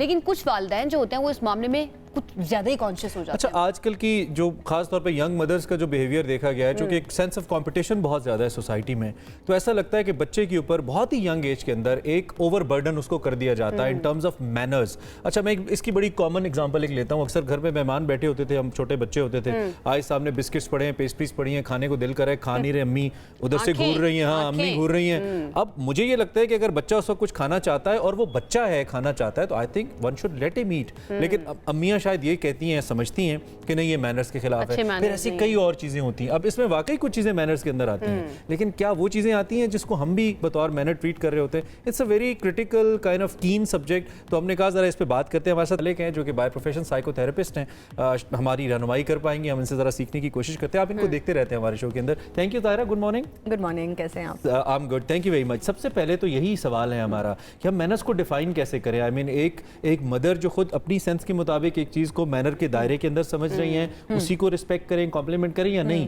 There is a certain definition, उसके मुताबिक मदर्स को अपने आप को ढालना और बच्चे को समझना है। आपने एक बड़ी अच्छी बात की पहले शुरू में कि जो मॉडर्न डे पेरेंट्स हैं, आजकल की यंग मदर्स हैं, असल में उनके लिए चैलेंजेस डिफरेंट हैं, क्योंकि इतना ज़्यादा स्टिमुलेशन है एनवायरनमेंट में और बच्चे भी बहुत ज़्यादा एक्टिव हैं। तो मेरे तो ख्याल में हर यंग मदर के लिए बहुत ज़रूरी है कि वो थोड़ा सा अपने नो हाउ बढ़ाए कि बच्चे की किस एज में किस लेवल की अंडरस्टैंडिंग है। एक 2 साल का बच्चा मैनर्स को नहीं समझ पाता उस तरह जिस तरह एक 8 साल का बच्चा समझ सकता है। तो पहले तो हमें ये डिफाइन करना है कि क्या वो 2 साल के बच्चे को ट्रीट कर रही हैं या 8 साल के बच्चे को ट्रीट कर रही हैं। नंबर 2, मैनर्स की कोई भी एक डेफिनेशन नहीं है। हर घर का अपना एक सिस्टम है, ऑफ कोर्स हर घर का अपना एक तरीका है। और अब जब से दुनिया एक तरह से ग्लोबल विलेज बनी है, तो अब कोई भी घर, वैसे पहले होता था ना, मोहल्ला होता था, गांव होता था, एक ज़ात बरादरी, उनका एक अपना कल्चर होता था। अब वो नहीं रहा। तो यंग मदर्स के लिए अगेन उन्होंने खुद डिफाइन करना है। नंबर 1, एक तो कि मुझे क्या चाहिए क्या नहीं चाहिए। दूसरा, क्या मैं बच्चे पे बहुत ज़्यादा बोझ तो नहीं डाल रही। फॉर एग्जाम्पल, एक 4 साल का से बड़ा बच्चा थोड़ा बहुत समझ सकता है रूल्स को। Okay, this was my actually next question कि फिर एज लिमिट हम कैसे डिफाइन करें कि इस उम्र के बच्चे को हम डूज एंड डोंट्स के बारे में बता सकते हैं। अच्छा, दूसरा, असल में मैनर से ज़्यादा हमें जो तैयारी करनी है ना, जो आपने बिस्किट वाली बात की बड़ी अच्छी है, उससे मैं आपको आगे लेके चलूँ। अगर मेहमान आ रहे हैं और हमें पता है कि घर में बिस्किट पड़े होंगे और मेरा बच्चा उनको खाना चाहेगा, तो जो हम पहले से तैयारी वो ये है कि हम पहले से उसको बिस्किट या तो खिला दें, नंबर 1, या अगर वो 4-5 साल से बड़ा है तो उससे बात की जाए पहले से, रादर देन सिचुएशन स्टार्ट होने से। ठीक है कि बेटा मेहमान आ रहे हैं, आपको बिस्किट खाना है, आपने उनके सामने से नहीं उठाना। अच्छा, ये वाली चीज़ ना अब आके मेरे ख्याल से जो यंग मदर्स है उनके अंदर कम है, हमारे पेरेंट्स वाली जनरेशन के अंदर ना, क्योंकि मेरे ख्याल से इससे सभी रिलेट कर सकते हैं कि जैसे ही फिर मेहमान उठ के जाता था ना, तो सारे जो है ना उन चीज़ों के ऊपर पड़ते थे कि हमें ये जल्दी जल्दी से खानी है। इसका सही तरीका जो है, अगेन हम एक तो ये चीज़ होगी ना कि एज को डिफाइन किया जा सकता है कि किस एज में जाके हमने बताना है। इसके अलावा और कौन सी चीज़ें हो सकती हैं, जैसे ये रोकना टोकना ठीक है या नहीं है, इसके अलावा और क्या किया जा सकता है बच्चों को सही वेल बिहेव्ड बनाने के लिए? वही जैसे मैंने कहा, नंबर 1 तो कि सिचुएशन स्टार्ट जब हो जाती है ना, छोटा बच्चा है ना, उसको अपने इमोशन रेगुलेट करने नहीं आते। इमोशनल रेगुलेशन एक टर्म है ना, अपने आप को, अपना जो भी आपको फीलिंग आ रही है, जज्बात को कंट्रोल करना, वो आपको और मुझे तो आती है, बच्चा अभी सीख रहा होता है। तो पहली बात तो ये आप जान लें, ठीक है, कि इनफैक्ट बच्चे का दिमाग डेवलप हो रहा होता है। जैसे आप यूँ देखें ना कि एक बच्चा है, जैसे आप स्विमिंग पूल में किसी बच्चे को डालते हैं और वो हाथ पाँव मार रहा होता है, तो हम तो हाथ पाँव मारने को देख रहे हैं, लेकिन हमें ये पता है कि उसको एक स्किल नहीं आती क्योंकि स्विमिंग है। सिमिलरली, तो अगर आपका बच्चा मिसबिहेव कर रहा है, दैट डजंट मीन कि सिर्फ मिसबिहेवियर को देखें, आप देखें उसे कौन सी स्किल नहीं आती। अगर वो चीज़ें फेंक रहा है, दैट मीन उसको किसी कमी का रिएक्शन है, किसको गुस्से को रेगुलेट करना नहीं आता। अगर वो कह रहा है कि आप बुरी हैं, आप अच्छी मामा नहीं हैं, आप अच्छे डैडी नहीं हैं, दैट मीन्स उसको अपनी फीलिंग को बताना नहीं आता सही तरह करके। तो आप उस टाइम एक कोच की तरह सोचें, स्पोर्ट्स कोच की तरह। We start tagging our kids sometimes. मैंने देखा है खास तौर पे बेटों को लेकर, कुछ जो माएँ होती हैं ना, अगर पहले बेटी है या 2 बेटियां एक बेटा है, वो जो होगा ये तो बड़ा गुस्से वाला है, ये तो अब्बू, ये तो बाप की तरह बड़ा एटीट्यूड वाला है, कुछ नहीं खाता, फेंक देता है। इन रवैयों को कब तक, बच्चे के इस रवैये को आपको रिस्पेक्ट करना है एज अ किड, और कब आपको इसको रिस्पेक्ट नहीं करना है? You have start you know acting और रिएक्टिंग ऑन दिस कि अब इस एज में बच्चे का ये बिहेवियर जस्टिफाइड नहीं है? रिएक्शन तो देखें कभी भी नहीं एक्सेप्टेबल ना, टैगिंग जैसे लेबलिंग आप कह रहे हैं, बिल्कुल लेबल तो करना ही नहीं है ना, लेबल तो बिल्कुल नहीं करना कि ये ऐसा है। वो एक कहावत है अंग्रेजी की, मैं उसको उर्दू में वो कर दूं कि बच्चे को ये ना बताओ वो बुरा है, वो शायद यकीन भी कर ले। अच्छा, हमारे पास लाइव कॉलर है इस वक्त कराची से, याह्या है। याह्या, अस्सलाम वालेकुम, गुड मॉर्निंग, बताइएगा। Regular one ji. Yahya, good morning to all of you. और मेरे भी 2 बच्चे हैं, लेकिन मैंने जो चीज सीखी है ना, जो मैं रियलाइज करता हूँ कि हमें अपने इन बच्चों के दौर में जीना सीखना चाहिए कि पेरेंटिंग जो है ना वो चेंज हो गई है मेरे हिसाब से। अगर हम आइडियलाइज करते हैं अपने वालिद को, वालिदा को, तो उस जमाने के हिसाब से वो सही था, लेकिन वी मस्ट अंडरस्टैंड कि अब बच्चे आर्ग्यू भी करते हैं, सवाल भी करते हैं, और we must have the tendency to answer दें। लेकिन मेरा जो मुख्तसर सवाल ये देखिए, बात ये कि हम बच्चों से बड़े फ्रेंडली भी हो जाते हैं, सब कुछ हम उनको आजकल पैम्पर भी बहुत करते हैं, ठीक है, आप उनकी बात भी सुन लें, लेकिन do we must have some boundaries कि हमें ये कुछ बाउंड्रीज सेट करनी पे, किस लिमिट पे हमें जाके उनको थोड़ा सख्त, उनके साथ सख्ती करनी चाहिए, किस लिमिट पे जाके नहीं करनी चाहिए। देखिए बात जी, बाउंड्रीज सेट करनी चाहिए या नहीं करनी चाहिए। आप बहुत ज्यादा फ्रेंडली हो गए हैं तो वो ठीक है, या फिर आपको एक सर्टेन लिमिट पे जाकर बाउंड्रीज सेट करनी है अपने बच्चों के साथ, बताना कि भाई हाँ मैं तुम्हारा बाप या मैं तुम्हारी माँ हूँ। अब मैं तुम्हारा बाप या माँ नहीं हूँ, ये जनरली चीजें अच्छी या बुरी होती हैं। This is a better way to say it. It's not कि पावर के थ्रू ना आए, आप कहें कि ये जनरली बात अच्छी नहीं है, not because I am saying it. हाँ, बाउंड्री बहुत इंपॉर्टेंट है। इनफैक्ट बच्चे की अच्छी परवरिश के लिए बहुत जरूरी है, बच्चे को बाउंड्री पसंद होती है, बच्चा लाइक स्ट्रक्चर, बच्चा लाइक रूटीन। ज़ीशान है हमारे साथ। ज़ीशान, आपको आवाज आ रही है? सवाल कीजिए। जान, आप सुन पा रहे हैं? कॉल चलेगी। अच्छा, एक हम तो ये तो बात करें, एक होता है तरीका, आई मीन आप कह रहे हैं कि आप फलां जगह पे या फलां एज पे मना करें, फलां पे ना करें, ओके, मना करने का भी there is a certain way, I mean there is a certain way. बच्चा इज प्लेइंग एंड माँ ने शाउट किया नो नहीं करो, you know, and then there is no बेटा डोंट डू दिस, या ये ऐसे नहीं होता, there are certain ways. Recommended तरीका क्या है? बिकॉज हम भी ह्यूमन है, एक मदर भी ह्यूमन है, उस पर अगर 2-3 बच्चों का प्रेशर है, शौहर का प्रेशर है, घर का प्रेशर है, कभी ना कभी वो भी रिएक्शनरी हो जाती हैं, शॉर्ट टेम्पर्ड हैं, ये हाइपर होने का भी मसाइल हैं, खवातीन के भी होते हैं। तो क्या तरीका, मर्दों के भी होते हैं, मर्दों के भी होते हैं, मर्दों की वजह से फिर खवातीन के भी होते हैं। हाँ, वेरी गुड। नहीं, आप ठीक कह रहे हैं, बिल्कुल बात है। देखिए अगेन, बच्चे को आप दुनिया में लाए ना, बच्चा तो आपको लाया नहीं, ठीक है। So in my opinion as a therapist, the onus और the main responsibility is on the parents, ठीक, आपके ऊपर है। तो शाउटिंग तो कहीं भी रिकमेंडेड नहीं है। आपको अब तक, अगर जिनके बच्चे 2 साल से ऊपर हैं, 3 साल से, अब तक बच्चे का बिहेवियर का पैटर्न पता चल जाना चाहिए। सो नोटिस दैट कि बच्चा किस टाइम मिसबिहेव करता है, पहले तो ये नोटिस करें। अच्छा, उसके लिए एक स्टेप पीछे जाते हैं, बहुत ज़रूरी बात जो मैं शुरू से करना चाह रही थी, आपको माइंडफुल पेरेंट बनना है, आपको प्रेजेंट रहना है बच्चों के लिए। लेकिन बच्चों के साथ साथ पेरेंट्स की भी डिस्ट्रैक्शंस बहुत बढ़ गई हैं ना, तो मैं उन माओं से, उन फादर से ये बात कहना चाहूँगी कि अब दुनिया में ले आए हैं बच्चों को, एक बहुत डिस्ट्रैक्टेड दुनिया है, आप भी मेंटली स्ट्रेस्ड हैं।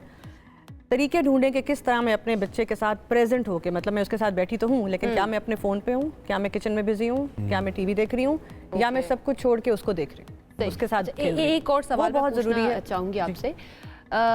ये भी होता है कि समटाइम्स आप बैठे हुए बच्चे के साथ, वो बच्चा आपकी बात नहीं मान रहा है, तो आप कहते हैं कि रुक जाओ ज़रा, भी मैं उसको बुला के लाती हूँ, बड़े भाई को बुला के लाती हूँ या दादा को बुला के लाती हूँ। उनका खौफ जो है ना वो बच्चे के दिल में डाल दिया जाता है। इससे किस तरह से आपको क्या लगता है, क्या करना चाहिए? वही जो पहले मैंने बात की है कि पावर और थ्रेटनिंग के थ्रू आएंगे तो वो बहुत ज़्यादा अरसा नहीं चलेगी बात। जैसे ही वो पावर में आना शुरू होगा, टीनेजर बनेगा, वो वापस आपको थ्रो बैक करेगा ना, क्योंकि उसने घर में कल्चर यही देखा होगा। और उसका हम रिजल्ट देख भी रहे हैं समाव दायरा, जो हमारी जनरेशन है इससे पहले 80s 90s वाली, अम्मियों ने मारने में भी कोई कमी नहीं की माशाल्लाह, जो हाथ में आया बेलन पाइप सब हम सब की मेमोरीज हैं, जूता, तो फिर उसका वो एक इम्पैक्ट हम देख भी रहे हैं। हमारे साथ जकी हैं, जरा उनसे क्वेश्चन ले लेते हैं, ही माइट हैव समथिंग। जकी, क्या सवाल है आपका?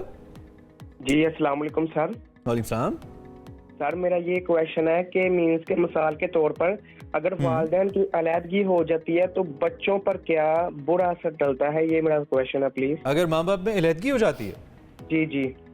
अच्छा, चलो ये थोड़ा सा फैमिली से रिलेटेड है, लेकिन ठीक है हम पूछ लेते हैं जकी, डेफिनेटली इट इम्पैक्ट्स, क्या इम्पैक्ट आता है अगर पेरेंट्स के दरमियान अलहदगी हो जाती है?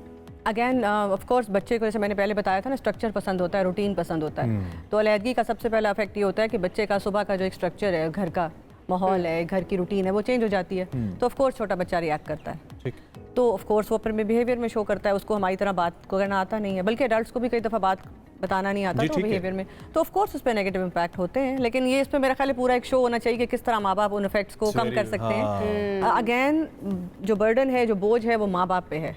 जरूरी नहीं कि अलग बच्चे को बहुत ज्यादा है, तो थोड़ा सा अगर इस पे मैं आपसे ये पूछूं कि अगर ऐसा कोई इंसिडेंट हो गया है, अम्मा अब्बा इकट्ठे नहीं रह पाए, बहुत हो रहा है आजकल सेपरेशन के इतने केसेस आ रहे हैं, इस केस के अंदर कुछ बेसिक प्रोटोकॉल्स हैं जो बेसिकली मदर और फादर अगर फॉलो करें तो डैमेज कुछ कम हो सकता है, कंट्रोल तो नहीं हो सकता, कम हो सकता है। बिल्कुल है। अगेन सबसे इंपॉर्टेंट वही जो पहले मैंने कहा, माइंडफुली बच्चे के साथ रहें। उस टाइम बच्चे को आपकी बहुत ज़रूरत है, तो बजाय कि आप रिश्तेदारों से बातें करें कि मेरे साथ ये जुल्म हो गया, ये हो गया, फ़ोन पे रहें। मैंने देखा है हमारे क्लाइंट्स कई दफ़ा क्योंकि खुद आप इतने गमगीन होते हैं, तो उसको हटा के बच्चे के साथ टाइम गुजारें, बच्चे की बात सुने, बच्चे के साथ रहें, उनको डिस्ट्रैक्टेड रखें। अगर वो छोटे हैं, 7-8 साल से छोटे हैं, तो डिस्ट्रैक्शन वर्क्स, उनको इधर उधर लेके जाएं, उनके साथ खेलें, नई नई जगहों पे उनको दिखाएं। पूरे दिन में कोशिश करें कि वो कम से कम आपको सुने फ़ोन के ऊपर या किसी से बात। बहुत अहम मौजूद है, इस पे हम कंप्लीट सेशन एक करेंगे, इस पे तो होना चाहिए। और दूसरा, पहले अपने पे काम करें। मैं एक और सबसे इंपॉर्टेंट आपके सब सवालों के लिए एक जवाब, माँ बाप को चाहिए कि पहले अपनी मेंटल हेल्थ पे काम करें, तभी आप बच्चे के बिहेवियर को रोक सकते हैं। बच्चे के साथ माइंडफुली प्रेजेंट रहें, प्री प्रिपरेशन रखें, मेहमानों के आने से पहले तैयारी रखें, किसी के घर जाने से पहले बच्चे का कोई फेवरेट खिलौना है वो साथ ले जाएं, बच्चे को पहले से बताएं कि बेटा ऐसे नहीं करना। वो थ्रेटन की जो आपने बात की कि भाई को बुलाऊंगी उसको, उसका तरीका उसे हम कहते हैं कॉन्सिक्वेंसेस बताना। वो अगेन वो पहले से बताया होता है आपने। ये नहीं कहना कि मारना है, आप कहें कि बेटा अगर तुम ऐसे करोगे तो फिर आपको ये फेवरेट टॉय नहीं मिलेगा, या आपका प्ले टाइम फिर छोटा हो जाएगा, या इस तरह के कॉन्सिक्वेंसेस शो करें। पनिशमेंट ना करें, but before hand, before the situation arises. हमारे साथ एक कॉलर, हमारे साथ एक कॉलर उस्मान मौजूद हैं, उनसे सवाल ले लेते हैं। उस्मान जी बताइएगा। अस्सलाम वालेकुम जी, मेरा एक सवाल ये है कि ये जो आप बातें कर रही हैं ना, ये सिर्फ 12% की एक पढ़ी लिखी एजुकेटेड सोसाइटी इसको समझ सकती है। पाकिस्तान में अभी भी 75% लोग कोई इलिटरेटेड ही हैं और उन्हें कुछ नहीं पता कि पेरेंटहुड क्या है। तो हम वही काम करें उस्मान, हम पढ़ाने की कोशिश ही कर रहे हैं, माशरे में डाल रहे हैं। उस्मान हम वही कोशिश कर रहे हैं, जिसको नहीं पता ना फार्मूला लेते हैं जिससे चीजें लोगों के लिए आसान हो, ना कि हम इतनी हैवी बातें करें जो उनके सरों के ऊपर से गुजरे। मसलन कौन सी बात आपको हैवी लगी, हम उसका हल बताते हैं आपको। कोई हैवी बात बताइए जो आप कहते हैं ये रवैया चेंज करना, कोई फार्मूला बताएं कैसे होगा। एक बंदे को गुस्सा आता है, आप उसको नसीहत कर देते हैं गुस्सा कम करो, हराम है दीन में, लेकिन उसको कोई टिप बताएं कि कैसे वो हैंडल करे, गुस्से को कैसे हैंडल करे। ये आप कह रहे हैं आज साइंटिफिक दौर है, आप हर चीज का हल मांगते हैं, आप उस पर तकरीर नहीं मांगते इमोशनल।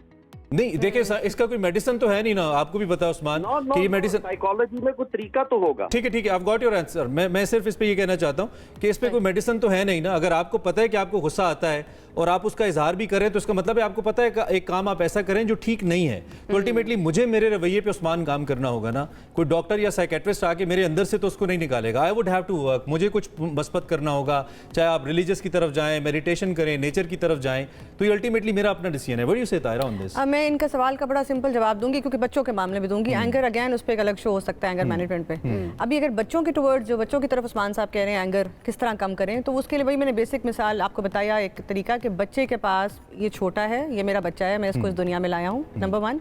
नंबर 2, इसके पास वो स्किल नहीं है, जैसे मैं इसको पूल में डालता हूँ, स्विमिंग पूल में या दरिया में फेंक देता हूँ, ये तैर नहीं पाएगा। इसके पास अभी वो तरीका नहीं है अपने आप को हैंडल करने का, मेरे पास है, तो मुझे अपने आप को हैंडल करना है, बोझ मेरे पे है अपने आप को ठीक करने का। और उस्मान साहब की बात का एक जवाब ये भी है कि अगर आपको गुस्सा आता है तो कहीं ना कहीं आपने ऐसी मिस्टेक्स की होंगी ना, जैसे आपके 4 बच्चे हैं, आपका खर्चा ज्यादा है, वो चीज जब बेगम कहती है कि चारों बच्चों को कपड़े लेके देने, आप 2 को लेके दे सकते हैं, वो चीज आपको स्ट्रेस आउट करती है, तो बच्चे आपने उस वक्त 2 प्लान करने थे, कहीं ना कहीं आपकी गलती है।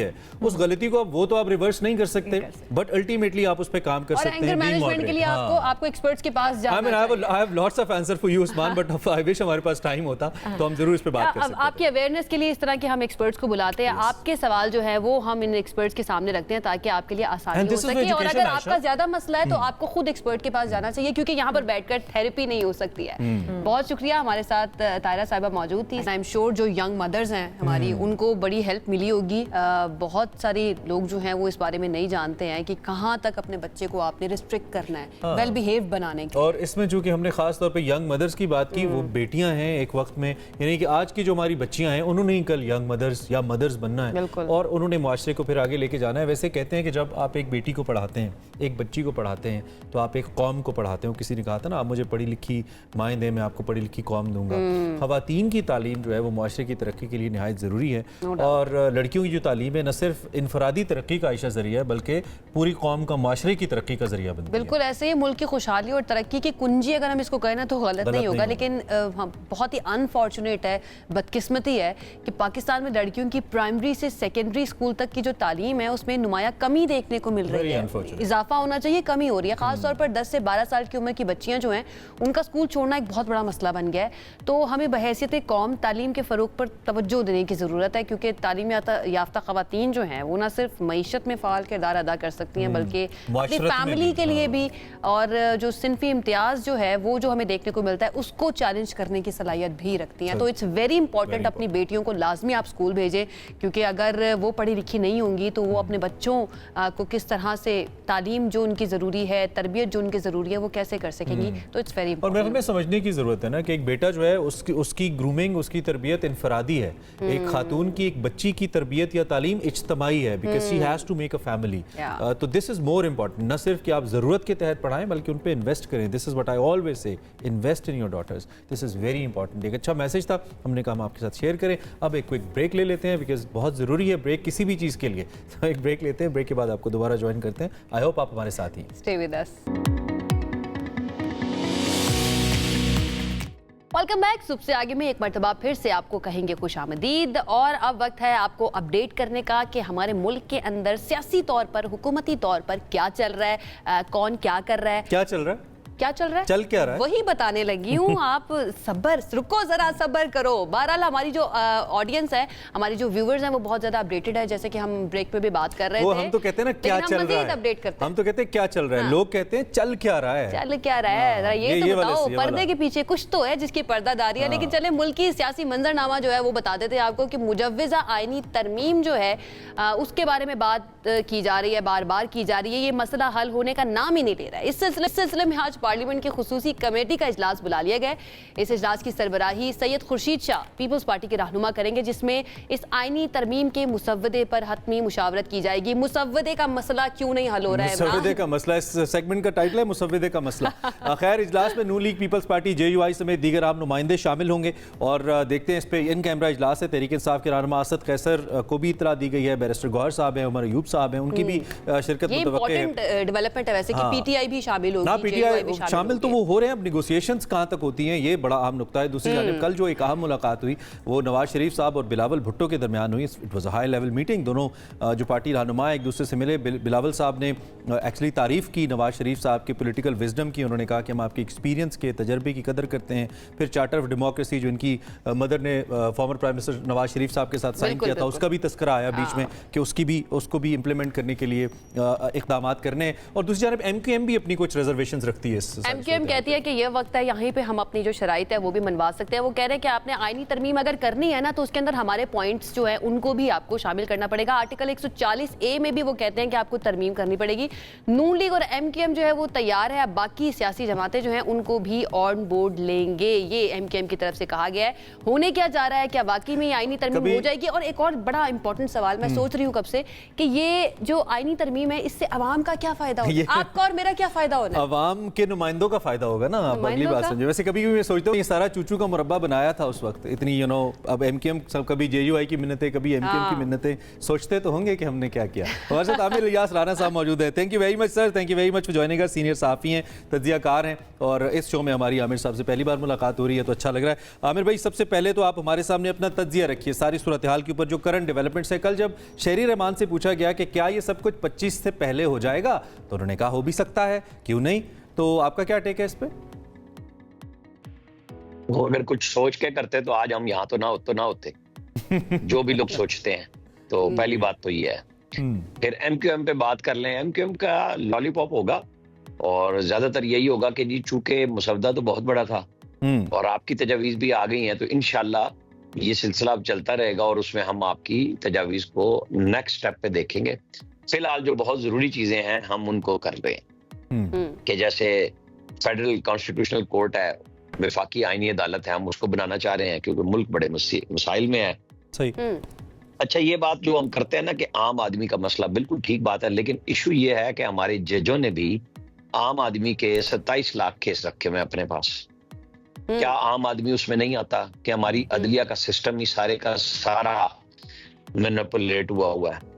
आला अदलिया में जजेस आते हैं चैम्बर्स के साथ, चिटों के साथ, और फिर वो नीचे तक चली जाती है बात। आपका मॉनिटरिंग निजाम हाई कोर्ट का तकरीबन फेल हो चुका हुआ है, क्योंकि जब कहानी होती है तो ये हाई कोर्ट का काम है कि वो डिस्ट्रिक्ट एंड सेशन जजेस को चेक करे, और सेशन जजेस नीचे सिविल, सीनियर सिविल जज सबको चेक करें कि भाई कितनी कंप्लाइंट। बिल्कुल आप बिल्कुल आमिर साहब, ये मसला तो डेफिनेटली हर तरह की मराहत तमाम जज साहिबान को हासिल है। बिल्कुल, आप बिल्कुल ठीक कह रहे हैं और बड़ी अच्छी बात कर रहे हैं। इसके ऊपर भी बात होनी चाहिए, लाजमी होनी चाहिए। सवाल सिर्फ ये है, इसकी टाइमिंग के ऊपर बात की जा रही है। क्या हमारे मुल्क के दीगर मसले जो हैं वो हल हो गए हैं? क्या हेल्थ का मसला हल हो गया है, एजुकेशन का मसला हल हो गया है, इकोनॉमी का मसला हल हो गया है? इस वक्त पे आके हुकूमत की सारी जो काविशें हैं, सारी उनकी एफर्ट्स जो हैं इन आईनी तरमीम के ऊपर लग गई है। ऑपोजिशन कह रही है कि हमने नहीं होने देनी, ये कह रहे हैं हम करवा के रहेंगे। तो बात सिर्फ टाइमिंग की हो रही है, इस चीज़ पे नहीं हो रही कि ये होना चाहिए या नहीं होना चाहिए। सबके अपने अपने इस मामले में राय हो सकती है, but the timing is very important. चले, मैं आपको इसकी मिसाल इस तरह देता हूँ, क्योंकि आपको आला अदलिया में आम आदमी नजर आया तो आप कहने लगी नहीं है मैंने इधर आना है। चले, इधर आप आती हैं तो मैं 1990 में ले जाता हूँ, जब मोटरवे शुरू हुए। तो जो उस वक्त के नागदीन थे बिल्कुल इसी तरह कह रहे थे कि इस मुल्क को तो जरूरत ही नहीं है, और आज ये मुल्क बगैर मोटरवे के चलता नहीं।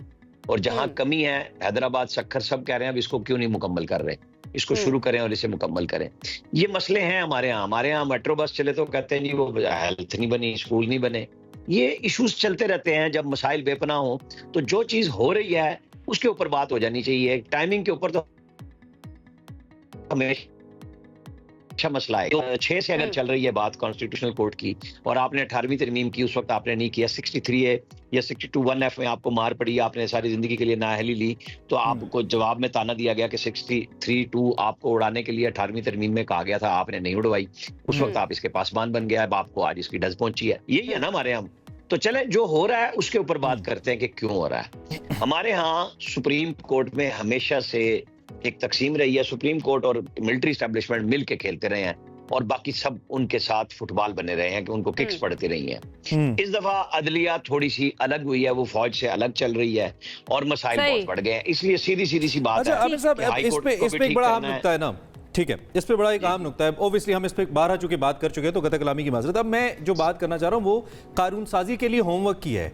इतने सीनियर प्लेयर, आपके सीनियर सियासी दोस्त मुख्तलिफ पार्टियों के, ख़ास तौर पे अगर मैं नून लीग की बात करूं, क्योंकि वो हुकूमत में है तो उन पर रिस्पॉन्सिबिलिटी ज़्यादा है। उस होमवर्क का क्या करें जिसके बारे में खुद बिलावल कह बैठे कि हमें तो लगा कि इनका होमवर्क मुकम्मल है, लेकिन जब फ्लोर के ऊपर मसला आया तो पता लगा कि अभी तो होमवर्क ही मुकम्मल नहीं है। फिर इनके इतने पुराने अलाइव पॉलिटिकल प्लेयर मौलाना फजलुर रहमान साहब, खुशी गम के साथी, कभी खुशी कभी गम के, उन्होंने भी एंड टाइम पे आके कहा कि नहीं, जो आप कर रहे हैं वो हमें ठीक नहीं लग रहा।